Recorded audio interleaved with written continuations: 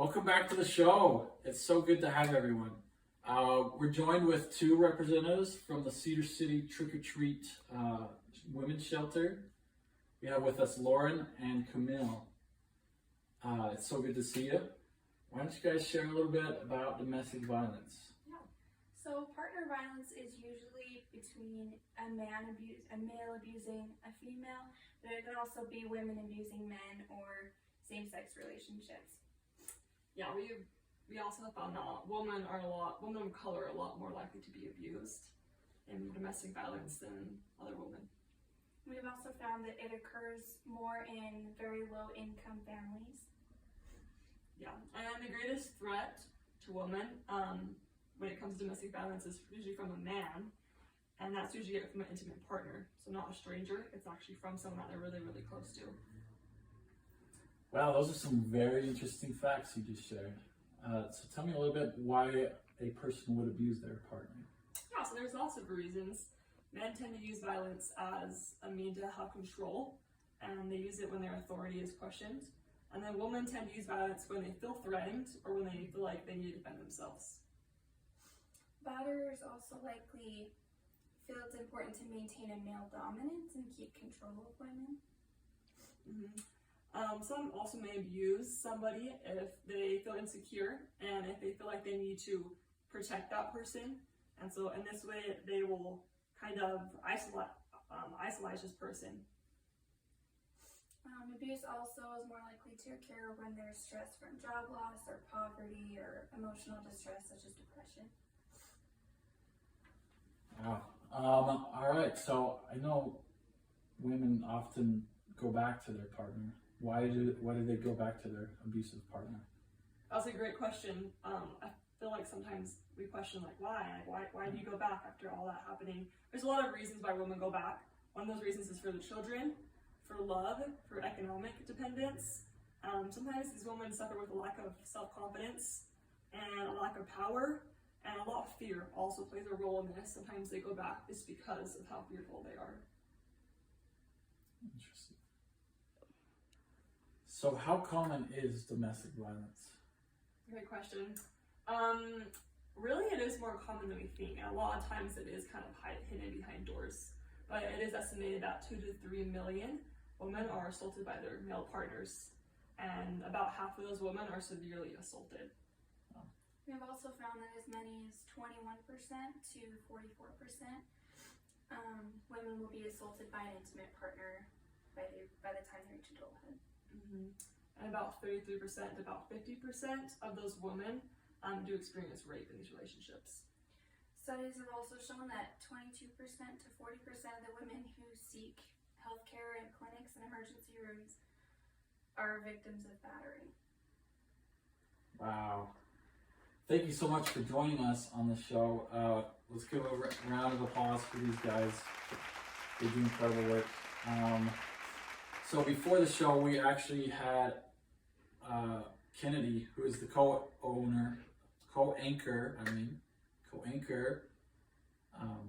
visit the Trick or Treat Women's Shelter before the show. So we'll jump over to her. Here we are outside the Cedar City Trick or Treat Women's Shelter. Let's go in and take a look. Hey! Guys. So tell us a little bit about the shelter. Yeah, so this is where we receive women. Usually we have them and their families or children, if they are here, come in here, we get them all set up, we go over information with them. We have rooms upstairs, and then we do have this community kitchen. And we do meals together. It depends on the needs of people that we have here. Wow, that's amazing. That's like super cool. Yeah, it's a great So space. tell us a little bit about why women come to the shelters. So the most immediate need for a battered woman is a place to go, and for that reason we have shelters like this across the country. Mm-hmm. Yeah, the first shelter is actually established in 1973 in Phoenix, Arizona, and it's called the Rainbow Retreat.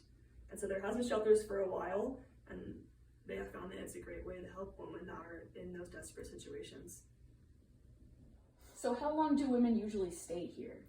Typical maximum stay for women is 30 days. However, most programs give extensions as needed. Yeah, and every shelter is different. Every shelter has its own values, its own rules, its way of doing things, and usually a shelter is funded by the government or by the NGO, which is a non-government organization. Wow, that's super fascinating. Thank you guys for sharing. So you guys talked a little bit about how long women stay in the shelters. So how do they find the shelter? So women usually call first and they'll talk to someone to figure out if the shelter is the best option for them. Yeah, we have a policy like many other shelters that we won't go pick up a woman from her home just for safety reasons. If the abuser is there, we don't want him following us to this remote location. It's also a lot safer. We don't want to enter that situation. So a lot of times, most of the time, the woman will drive herself here. We'll give her directions. We'll work with them. It just depends on the situation. We do have volunteers, like many other shelters do, that will pick up women from hospitals if that is their situation, or other remote locations, as long as it's safe, and they work it out. So it kind of just depends on the situation, but those are kind of the main ways that we get them here. Yeah, that's awesome. That's really good.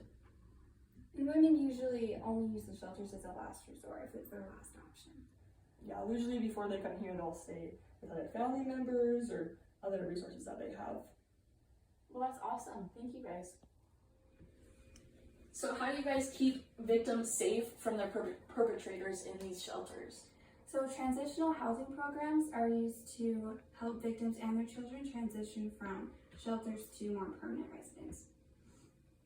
Yeah, and this is more of a more intimate woman shelter that we have here, but a lot have more of like apartment setups where the victims are able to come and stay and really get a lot of help while they get back on their feet. But really an issue that we really have to be careful about is confidentiality here, because we really want to keep their stay here very, very private so that their abuser does not find out that they are here. That's always a fear that our guests have. Yeah, that's amazing. Those are really, really good insights. Thank you.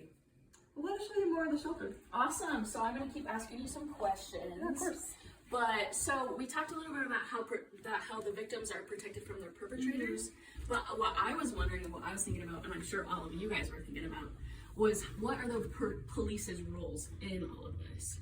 Oh yeah, that's a great question. There is definitely a few different intervention ways that domestic violence is handled.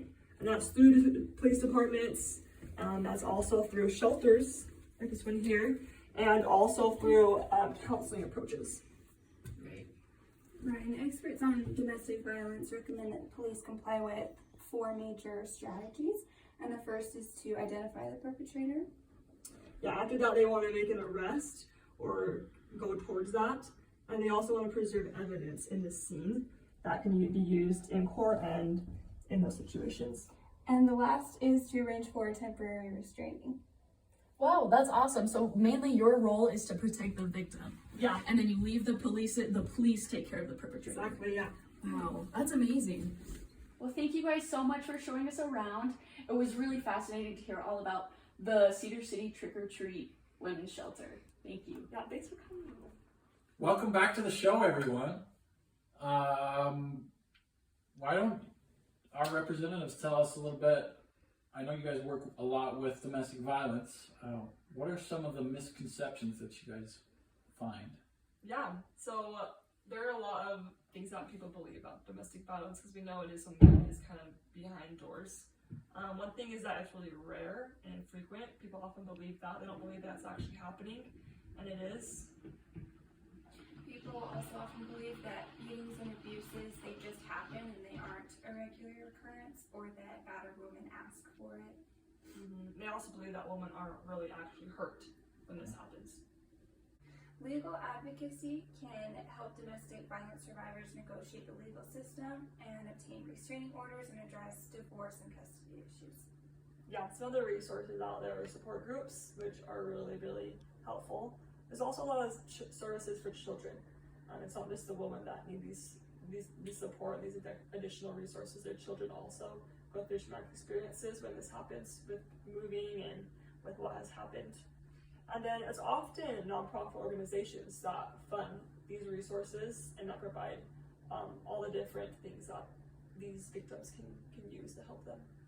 We also have a website, it's helpguide.org, and it's not devoted entirely to just domestic violence, but it also has resources for mental health issues and other things like that. Wow, fantastic. Well, Lauren and Camille, thank you so much for joining us. That's the end of our show. We want to thank all of our viewers. Let's give a big round of applause for these guys for doing incredible work. So thank you, and good night. Let me see. So we talked a lot about what you guys do. So tell us a little bit about why women come to the shelter. Dang it. All the wrong questions. I forgot the last one. I'm so sorry.